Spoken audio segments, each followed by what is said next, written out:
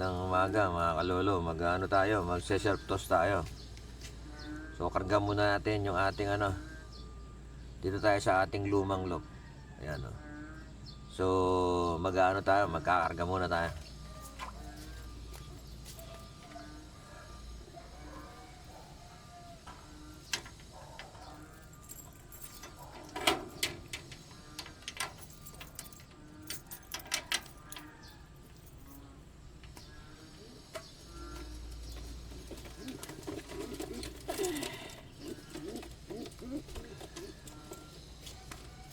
$29 ang ating ano, na-scratch na yung isa.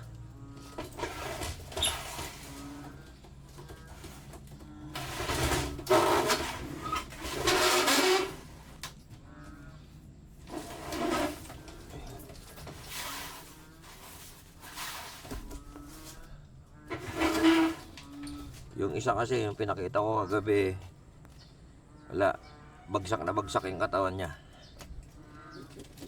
Kasi nga, na-aksidente yun. Nabutas yung tuka niya. So, pinapagaling pa natin. Kung di siya makaka-recover, sa south na lang natin ililipad yun. South natin ililipad.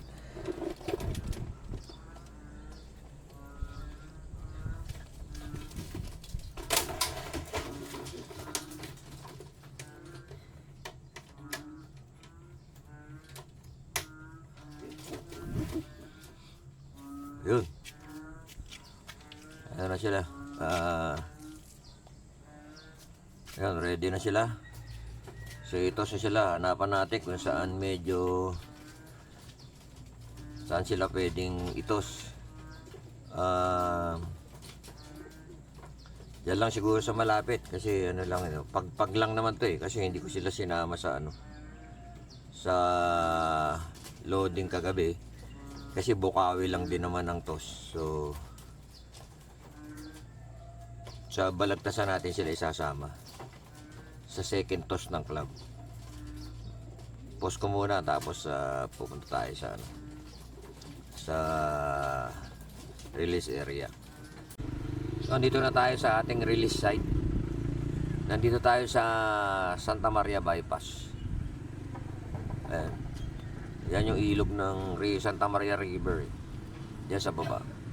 So dito tayo sa may elevated area. So diyan tayo magre-release. Oh.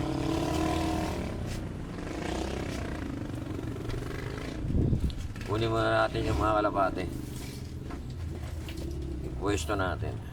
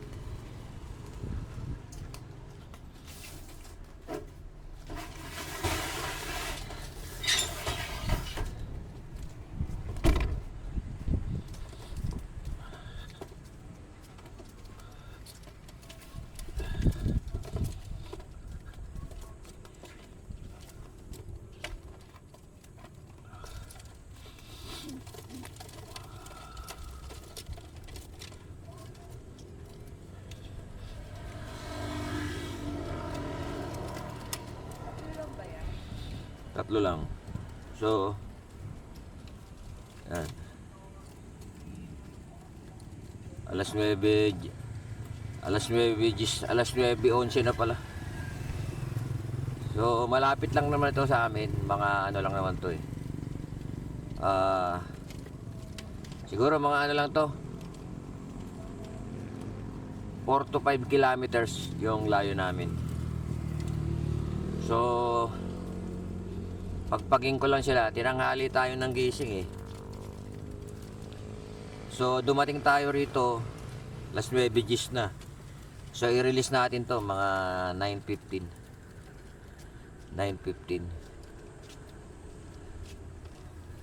Dito sa area na to kasi elevated siya. Hindi sila tatama na ano. Hindi sila tatama kung saan saan. Kaya dito favorite natin mag-release dito. Yan o, taniman tong ibaba pero natubigan na dahil malakas ang ulan kagabi. So sinasantamantala ni lolo magano. Ayun, may kasabay ng mga kalapati ron, no? Itong area nito meron ditong ano eh, palkon.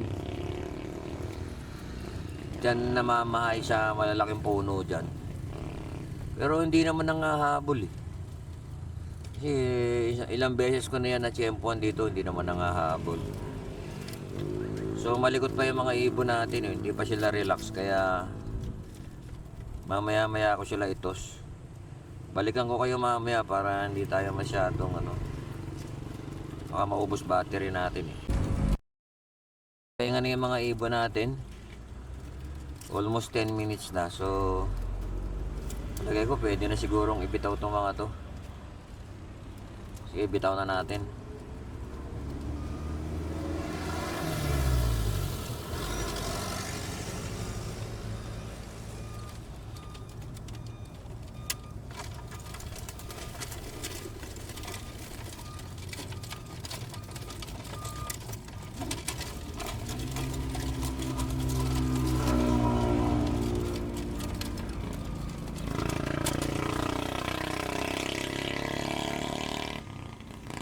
So yun na sila. Yan, kung nakikita nyo, yan. Yan, nagsama-sama na sila. Pero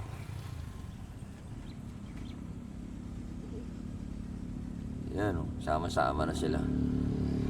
So itong area to, kabisado na nila to eh. Ang kagandaan lang kasi pagka yung humiwala yung isa. Nako. Oh, iba pinuntahan itong isa. Ayun o. Wala. Saan pupunta yun? Ang nangyari doon sa isa, nahilo yata. Nag-iisa siya, humiwalay doon. Tatay. Ayan. Malagay ko casualty yun. Ayun, ang layo. Doon siya pumunta. Iba lang ano? Oo.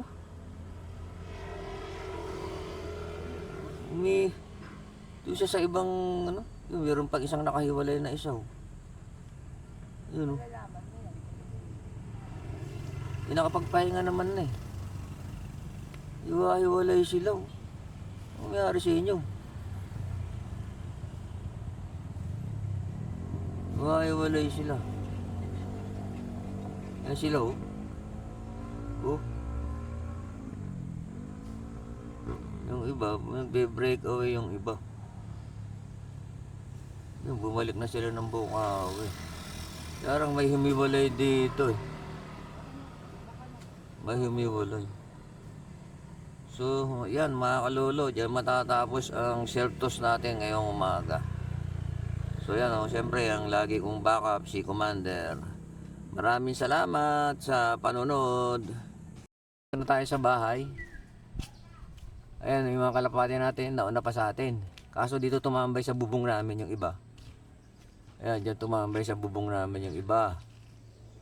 Tapos, ayun, yung iba rumoronda pa.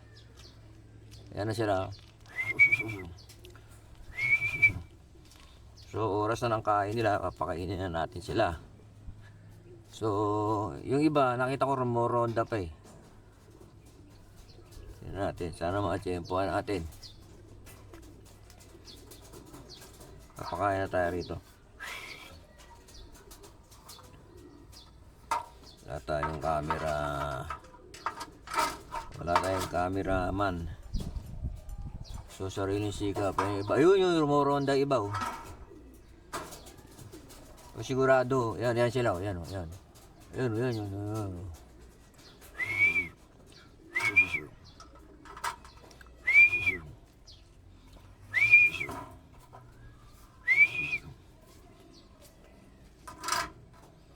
Bigyan ko lang muna ng konti para pumasok na sila ang natira kagapon.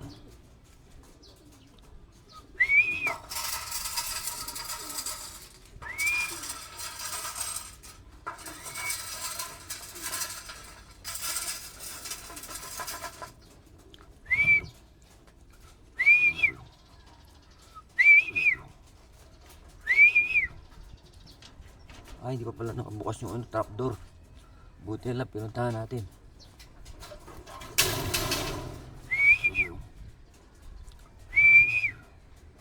Yan yung iba, lumilipad na. Yung iba, dumapo na sa bubong. Dito na sa bubong yung iba eh. So yun ang update mga kalolo. Nauna pa sa atin yung ating mga kalapate. Maraming salamat sa panonood.